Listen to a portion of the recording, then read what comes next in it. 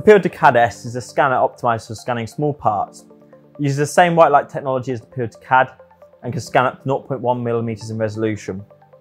Just by pointing and shooting the scanner, we can start to capture data of this part. It gathers data fairly fast. We can gather all this sort of larger details quite quickly, whereas areas where we want to gather more details, we might just need to slow down and just get in the right angles to capture the data that we need. We can see the yellow highlights the areas that are being scanned and currently in view, and the red dots are just the targets that the scanner is picking up. These targets are useful for sort of a variety of functions, such as if we were to merge scans, we can use targets to merge them, or we can just simply use them to track and help us pick out the data that we need for the parts. So just by going over this, we can see the targets here all being selected and highlighted to help track and speed up this process. We can also scan with various other ways, whether we're using geometry and targets, just the targets, or targets, geometry and texture. Texture's the color, so if we've got a color or various colors on a part, we can scan all those colors and use those as reference points rather than just having targets, or if it's not got so much geometry then but it's colorful, then we can use that. We can scan in full color as well and export them as texture maps as well if that's of any use, depending on the project. So just going over here, just trying to pick up all the details that I need and any little gaps that I can see on this preview. I'm also looking on the left hand side, there's a bar that I just want to keep within those two yellow brackets if possible, which is the optimum scanning distance. And just going over the little areas where I might have missed, I can see them all filling in the yellow area. So this is a preview scan, and we can just stop this scanner right there. We can stop the scan altogether, or we can preview and then jump straight back in if we want to. But I want to just see actually how good of a scan we have got. So just by stopping this, we can actually view the kind of final result.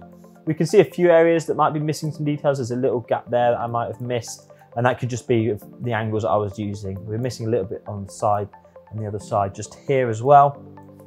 So we can hop straight back in, but just hitting the play button again, and we can find the area there where we want to capture, and then just by pulling the trigger, we instantly snap back onto where the targets are, which is a really handy way of getting on and speeding up your workflow.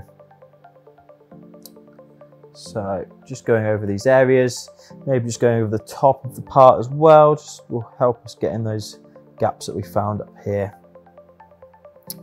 And just rotating. The turntable also really makes it a lot easier when we're scanning parts like this. However, if we're scanning parts that we haven't been able to take apart from an assembly, we've got a 3-meter long cable, which is perfectly long enough to scan the majority of parts that you want to be scanning with this kind of scanner.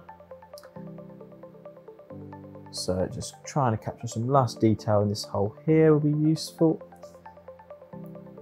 The more time we spend just getting the better sort of reference points on this scan, the better the more improved workflow we'll have when we're going into the CAD side of the software, adding our entities and everything to the part that we need. So we can stop the scan here. And once this has just finished tidying up, we can see the scan resolution that we've got currently set at 0.8 millimeters. Has left us with a pretty good final result. We've got a little bit of noise that we can see, a few fragments dotted around, and just by using the connect tool, we can simply get rid of these just to tidy everything up. We can hit delete just to get rid of that section by inverting the current selection of the part we want to keep. And this will get rid of any excess that we don't want. So just looking over it, looks like we've captured most of the details that we want.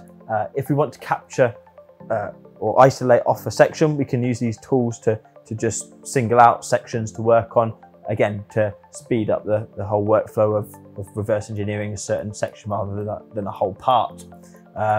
Otherwise, I think we've got everything we need here ready for the second section into the CAD software, where we'll work in the purest CAD part of the software, which will allow us to add our entities, perfect for then taking into SolidWorks if we were to reverse engineer this part. So following on from where we left off, we've got our scan here that we've just been working on. I've taken the resolution down from 0.8 down to 0.5. This takes a little bit longer just to process. However, it gives us a lot tighter scan to work with lots more detail in certain areas, which will be good and easy to add our entities to. So what we can do here is I've toggled off my position targets. This just helps me not get confused when I'm just looking at things. So we can create a mesh from this file.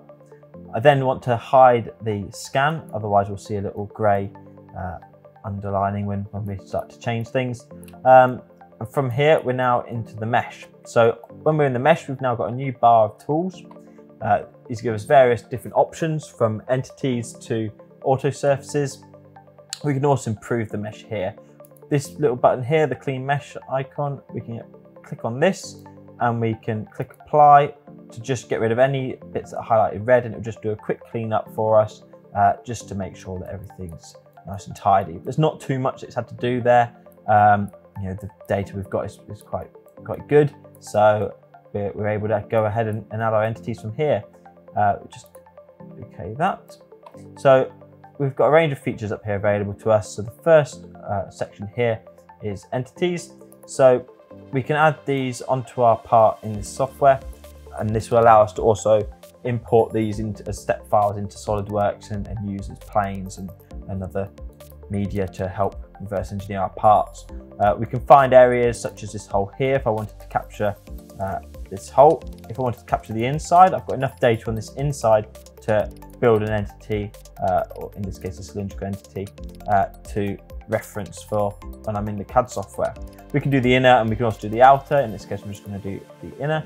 Another one I might want to do is this larger one over here.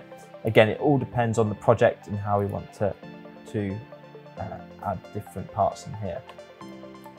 So going forward from here, we've now added a couple of cylindrical entities and we can hit the create button to do that. So without further ado, we'll be able to export both of these parts. We want to export the entities as a step file. We could easily do this by just selecting the file type as a step, and then we can save that wherever we want to. As for the mesh, we want to export that as a STL file, and again, you can also use the quick function to export to SolidWorks if you want to.